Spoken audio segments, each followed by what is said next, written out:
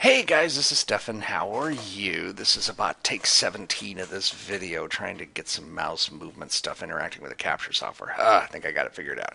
So, how are you? By the way, this is a video for my beta testers. Thank you, beta testers. You save my bacon every single time we do this.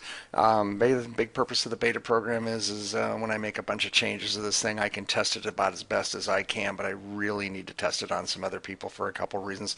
One is because I'm dumb.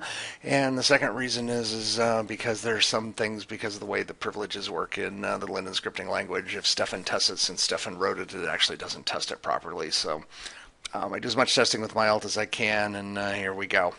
The other thing with the beta, beyond just bug testing, is about kind of just giving me some feedback on the user interface and feature changes that I've made, and I just kind of want your feedback that I'm heading in a good direction with the feature changes versus something else. So I really appreciate your guys' support on this. Thank you so very much.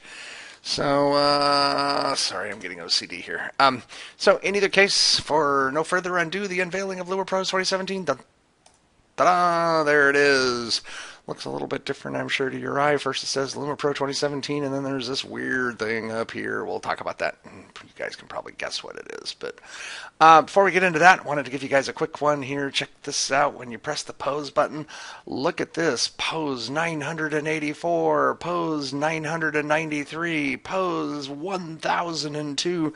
I think I could probably go significantly higher than that. I have been studying and playing around with the posing, and I found some sneaky ways of getting around the memory limitations on the posing script that I had before.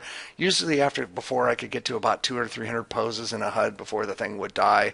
And it died in a fairly dramatic way that wasn't controllable by the scripting language, and it wasn't pretty. But in any case, it looks like I've got this thing set up now where you can have a significantly large number of poses. It required some work for me to get the backup and restore server to do its job right. I think I've got that going. So one of the things I request you guys is I'd love to have you guys test with significantly more poses. One of the future beta releases, probably beta 2 or 3, I'm going to do a little bit more with some of the pose filtering. We'll talk about that a teeny bit. But there you go. Not a lot of user interface things, but I was pretty excited by that. So what's going on up here? I bet you guys can kind of figure it out, but let's talk about it here. So here's Stefan's lights here. Let me throw him in a stuck pose here so he's not moving around. And let's see, the camera control works. Ah, yes, camera control works. Yay. Okay, so before, when you wanted to move a ball, the problem is, especially, you can move your own balls by right-click editing, but if you're working with any other model, there's really no way that you can go right-click and edit to move these balls around. And if you can't move these balls around, it becomes frustrating to get the lighting the way you'd like it. So what I ended up doing here I'm reworking the ball movement system. So if you I've seen the projector thingy. Let me res a projector. By the way, I got the room lights up, so you're not going to see a lot in the room lights here. But effectively, there was a joystick control. You could take the projector up, and you could take the projector down, and you could move it left and right. And I got a lot of feedback from people that they liked this kind of control. By the way, bring it closer, bring it farther. They liked this kind of control, and they asked me to see if I could get something like this kind of control on the balls themselves. And what I'm telling you now is I think I've got this worked out. Let me give you an example of this. I want to change the red ball. All I do is click it, and a couple things happened here. First of all, it moved over to this thing so you can make the joystick changes. And the other thing is it selected the red ball over here. And now it moves pretty much like the projector.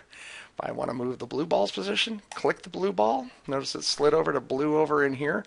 You could do it manually, and effectively you can do the same thing. I can move it up, down, I can pull it further away, I can bring it closer in.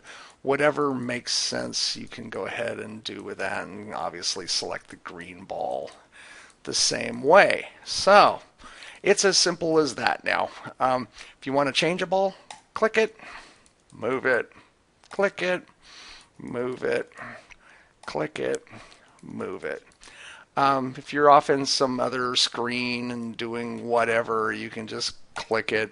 It moves it back, selects the right ball, pulls out everything you might be You might want to change the color of things. I've got the light so bright in the room, you're not going to see a ton here. And then you can click the next ball, change its color, change its intensity, move its position, whatever. It should work just fine for you. Pretty simple, but it's a nice change, I think. I think it's going to create a lot less frustration for people. If you do want the old touch ball scheme, the only thing you'd have to do is just grab one of your old LUMIPro 2016 HUDs and then just wear those lights or give those lights to models. And you can have the old touch scheme, but the 2017 LUMIPro now has this touch ball scheme for how it works here. Okay, in the next little bit of video, I'm going to walk you through doing it with two people. Back in a sec. Okay, so let's continue to talk about the SIP balls here. I actually did this in a photo shoot a week or so ago and kind of gave me the idea for this feature change here, but I was shooting a couple and both gave them LUMIPro lights, and the challenge that I had was, and I've got my lovely business manager Samantha helping me here, I had a situation that kind of looked like this, which is, first of all, balls everywhere. It's hard to tell whose ball is whose here. It's a little bit easier this time because my balls are moving and her balls are not, but still it's not an easy thing.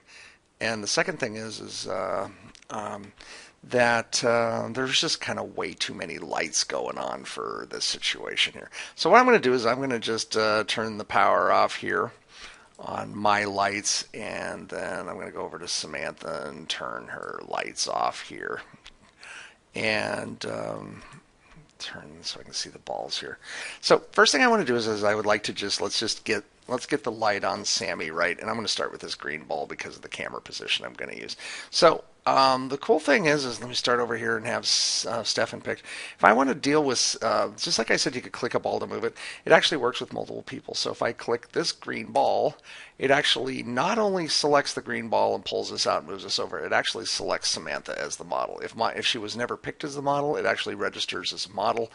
And then I can go ahead and take this green ball and I can move its position a little bit, and I can turn the intensity of that ball on and start getting some impact from that ball. I'll turn the radius down maybe a touch on that. Let's move it a little bit closer to her face. You kind of get the idea here. Now, the next ball I want to deal with is Stefan's red ball, so we can light up a little bit on this side of the face. So I just notice it's on Samantha and it's on the green ball. I just click the red ball, goes over to Stefan, goes over to the red ball, and then I can go ahead and turn this one on. It's a little close to Samantha, so I can just scoot this ball over so it lights me up without lighting too much of Stefan up. And I'm getting teleport requests. That's awesome. So now that I've got these two balls, I can kind of look at some other things. Is there anything else that I would like? That's probably pretty good. Just my green or her green ball and my red ball, and then you could just kind of look at it and pick it. Let's say if I want to play a bit more, I can click on this thing here and go click on Samantha's red ball. I can turn its intensity up a little bit, and then I can bring that ball a little closer to her. Rotate it around like an accent light a little bit. Let me kill the bright lights in the room. Maybe that'll help. World, sun position, midnight. There we go. Then I can play with the radius. I can still do your standard thing where I can just pick the radius of all the balls simultaneously and just do this as a fairly big operation here. Do the same thing over here. Change this radius a little bit better controlled. I can hide these lights and look at them. Stefan's a little in the dark. What do we need to do? I'm going to select this ball. Probably the radius got a little low maybe. Let's take the intensity up. A little hard to see. Bring that ball a little bit closer to Stefan's face. Unfortunately, because of the camera angle, I have to hide that. That's pretty good, I think. Yeah, so there's the idea that you can go play with now. So in either case, the ability now is that I have kind of a 3D control of the ball, and then I can move things around with that, and then I can also select it and adjust it and make it all go away. So that is the big feature change that I'm working on right now, and I'd love to get you guys' feedback of whether I've headed in a good direction or not, and whether this is a valuable feature update. That's it, guys. Thank you for your time.